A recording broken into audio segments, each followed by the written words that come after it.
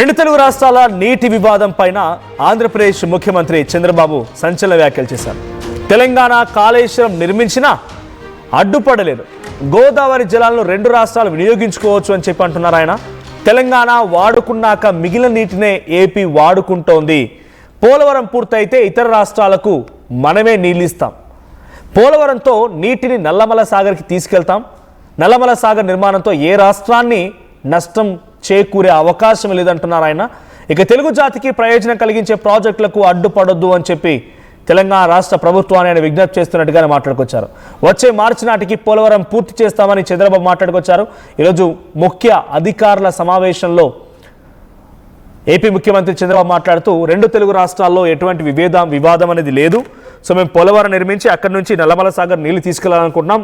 ఆంధ్రప్రదేశ్ తెలుగు రాష్ట్రాల మధ్య గతంలో కాళేశ్వరం నిర్మించినప్పుడు ఎవరు అడ్డుపడలేదు.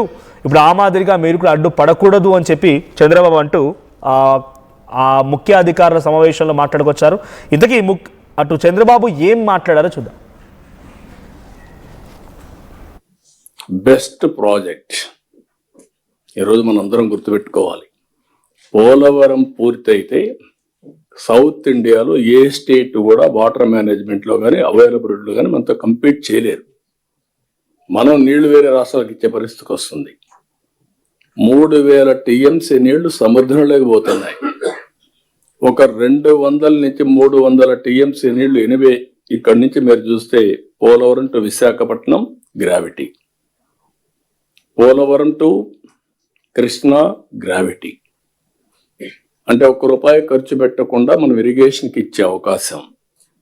ఇక్కడ వాడుకున్న నీళ్లు శ్రీశైలంలో పొదుపు చేసి రాయలసీమకి ఇచ్చాం.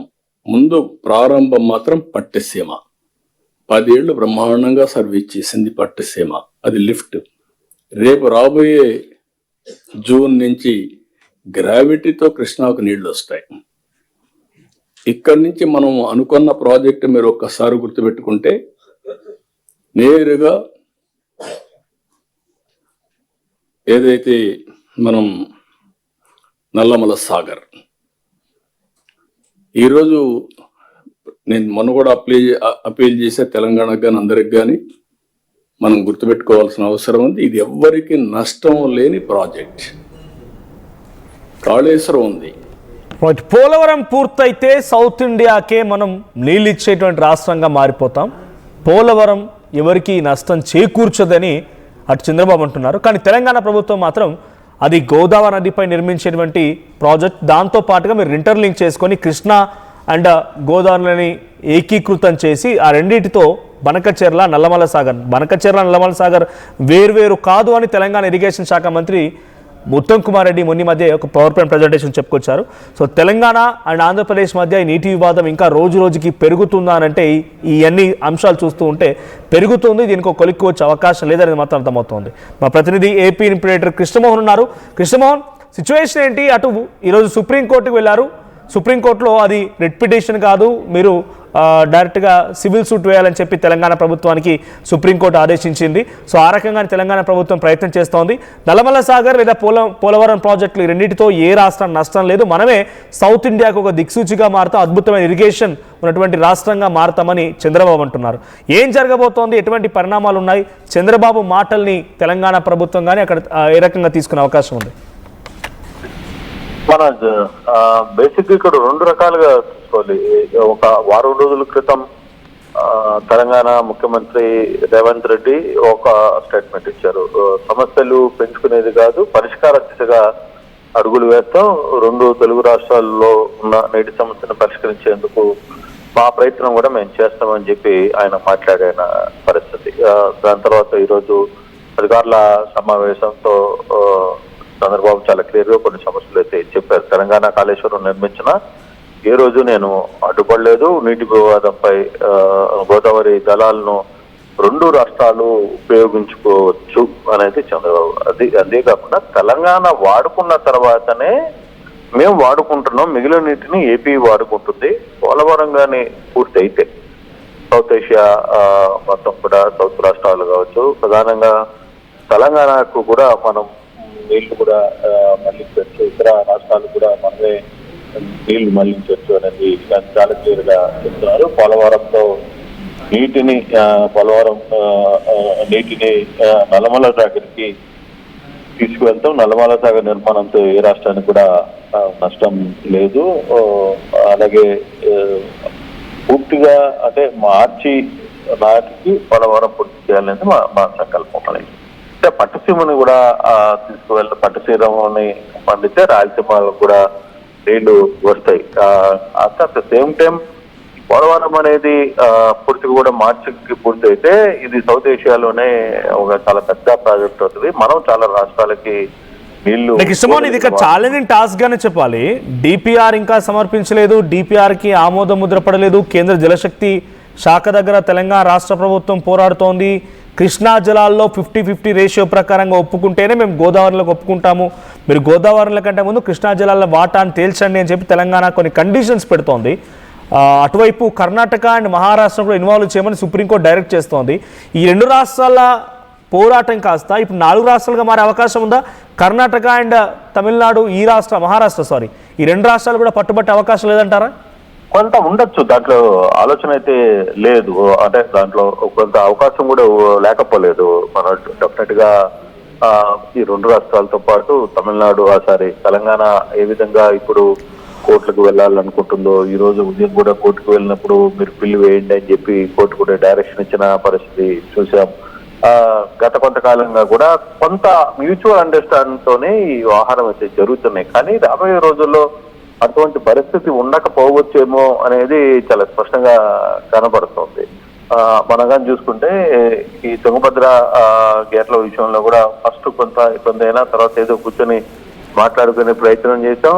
కొంత వర్కౌట్ అయ్యింది. బట్ అది ఎంతవరకు అది మొదటి నుంచి కలిసి ఉన్న ప్రాజెక్ట్ కాబట్టి దానివల్ల పెద్ద ఇష్యూస్ రాకపోవచ్చు. కానీ ఇతర జలాలకు సంబంధించిన ఇతర ప్రాజెక్టులకు సంబంధించి కొంత ఇష్యూ అంటే ఇప్పటికిప్పుడు కనపడకపోయినా రాబోయే రోజుల్లో కొంత ఇష్యూ వచ్చే అవకాశంగానే కనపడుతుంది.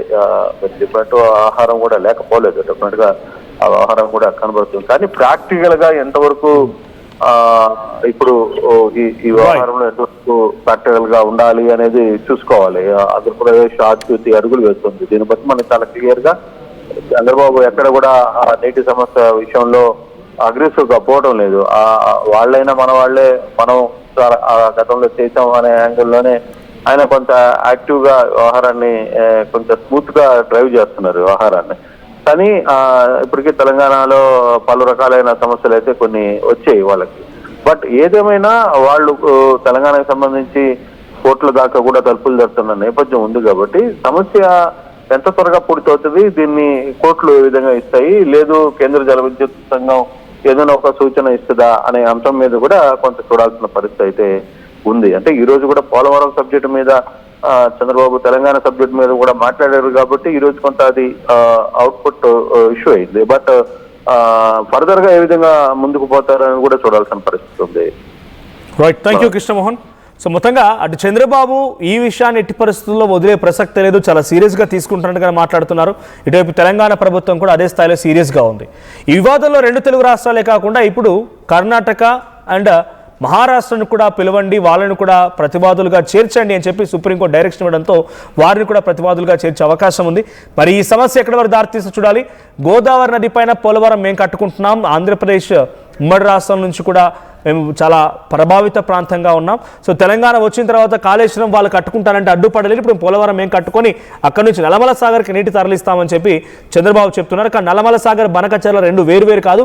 గోదావరి మరియు కృష్ణా జలాల్ని కలిపి మీరు దీని ద్వారా మీ ప్రాజెక్టు కట్టుకోవాలనుకుంటున్నారు. సో ముందుగా కృష్ణా జలాల వాటా తేల్చండి, ఆ తర్వాత గోదావరి జలాల గురించి మాట్లాడదామనేది తెలంగాణ వాదనగా ఉంది. మరి దీంట్లో మరో 2 రాష్ట్రాలు కూడా ఇన్వాల్వ్ అవ్వబోతున్నాయి.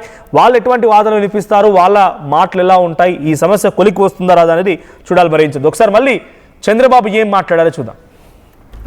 అక్కడ ఈరోజు ఒక ప్రాజెక్టు కట్టారు. విభజన జరిగిన తర్వాత మనం అబ్జెక్ట్ చేయలేదు, ఎందుకంటే సర్ప్లస్ వాటర్ ఉంది, వాళ్ళు కూడా వాడుకుంటే మంచిదని వాళ్ళు వాడుకున్నట్టుగా క్లియరెన్స్ అని ఇచ్చారు, ముందుకెళ్లారు. ఈరోజు కిందన ఇది వాళ్ళు వదిలిపెట్టిన నీళ్లే పోలవరానికి వస్తాయి. పోలవరానికి నల్లమల సాగర్కి నీళ్లు తీసిపోయి వాడుకుంటే అవసరమైతే నాగార్జున సాగర్లో శ్రీశైలంలో మనం వాడుకున్న నీళ్లు ఇక్కడ వాడుకుంటాం కాబట్టి కొన్ని మిగిలితే ఆ నీళ్లు తెలంగాణ రాయలసీమ పూర్తిగా వాడుకునే పరిస్థితి వస్తుంది. నేను ఆ మాటే చెప్పాను. మీకు ఏ విధంగా నష్టం ఇది? మీరు చేసినప్పుడు నేను ఏమాత్రం కూడా అబ్జెక్ట్ చేయలేదు, చేయకూడదు కూడా. తెలుగు జాతి ఒకటే, అందరం కలిసి పని చేసుకుంటా అని చెప్పాం. అదే సమయంలో 87% పోలవరం పనులు పూర్తి చేశాం. డయాఫామ్ వాల్ మొత్తం గోదావరిలో కలిసిపోతే మళ్ళీ కొత్త డయాఫామ్ వాల్ కట్టి ఈ సంవత్సరం 87% మొన్నే పూర్తయింది. రాబోయే మార్చికి పూర్తవుతుంది. జూన్ లోపల, పుష్కరాల లోపల ఈ ప్రాజెక్ట్ ని జాతికి అంకితం చేస్తాం. This is the biggest achievement of this government. I'm thanking irrigation department.